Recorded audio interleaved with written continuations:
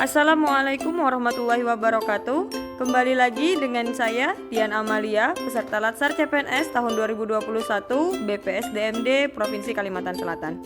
Pada agenda kedua ini, kami akan membahas nilai-nilai dasar PNS. Adapun nilai dasar PNS yang akan dipaparkan kali ini adalah akuntabilitas.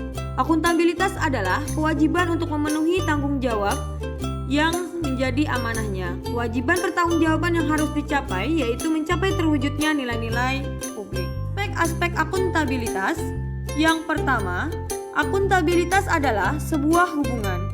Hubungan yang dimaksud adalah hubungan dua pihak antara individu, kelompok, institusi dengan negara dan masyarakat.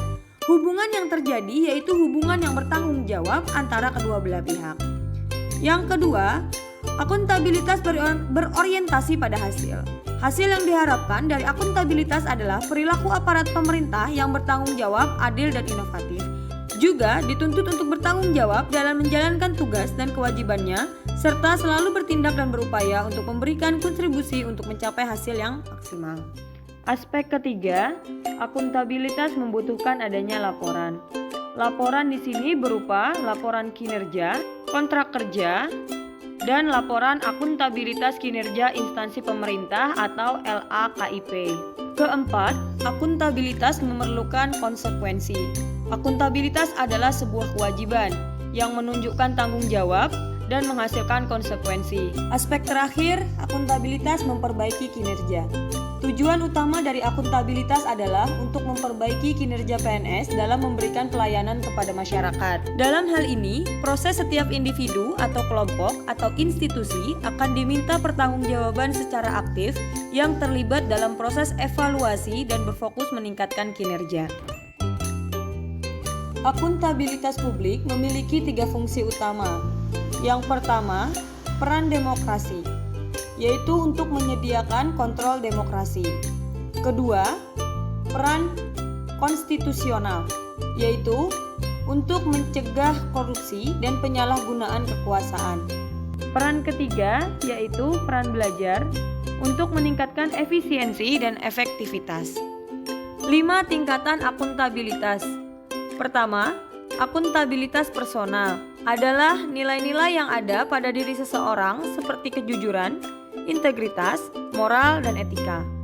Kedua, akuntabilitas individu adalah hubungan antara individu dan lingkungan kerjanya, yaitu antara PNS dengan instansinya sebagai pemberi kewenangan. Ketiga, akuntabilitas kelompok adalah kinerja sebuah institusi biasanya dilakukan atas kerjasama kelompok. Keempat, akuntabilitas organisasi adalah hasil pelaporan dari kinerja yang telah dicapai. Kelima, akuntabilitas stakeholder adalah tanggung jawab organisasi pemerintah untuk mewujudkan pelayanan dan kinerja yang adil, responsif, dan bermartabat. Untuk memenuhi terwujudnya organisasi sektor publik yang akuntabel, maka mekanisme akuntabilitas harus mengandung 4 dimensi.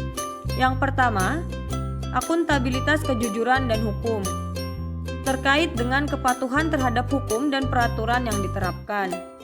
Kedua, akuntabilitas proses, yaitu terkait dengan apakah prosedur yang digunakan dalam melaksanakan tugas sudah cukup baik dalam hal kecukupan sistem informasi akuntansi, sistem informasi manajemen, dan prosedur administrasi.